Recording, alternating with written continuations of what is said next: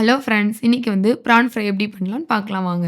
அதுக்கு 1/2 கேஜி பிரான், கொஞ்சமா மஞ்சத்தூள், மிளகாத்தூள், அப்புறம் வந்து காஷ்மீரி தூள் உங்களுக்கு வேணுனா சேர்த்துக்கோங்க. அப்புறம் கரம் மசாலா, உப்பு, இஞ்சி பூண்டு பேஸ்ட்டு, மல்லித்தூள், மிளகுத்தூள் போட்டு நல்லா வந்து மிக்ஸ் பண்ணி எடுத்து வச்சுக்கலாம். 15 மினிட்ஸ்க்கு வந்து கொஞ்ச நேரம் இருக்கட்டும். அப்புறம் ஒரு பேன் எடுத்துக்கிட்டு, பேன்ல வந்து பிரான் வந்துட்டு கொஞ்சம் தண்ணி விடுறனால, கொஞ்சம் வந்து போட்டு தண்ணி எல்லாம் அப்சர்வ் ஆகுற வர வச்சுக்கலாம். வச்சுட்டு அப்புறம் எடுத்து வச்சுட்டு, அதே பேன்ல நீங்க வந்து தேங்காய் எண்ணெய் சேர்த்தீங்கன்னா ரொம்ப டேஸ்ட்டா இருக்கும் பிரான் ஃப்ரை. அதனால தேங்காய் எண்ணெய் நான் சேர்த்துருக்கேன். ஆனியன், கொஞ்சமா கருவேப்பில்ல, அப்புறம் வந்து மிளகாய் வந்து கீறி போட்டுருக்கேன். நல்லா வந்து ஆனியன் பொன்னிறத்துக்கு வந்து வணங்கி வரணும். அப்பதான் டேஸ்ட்டா இருக்கும்.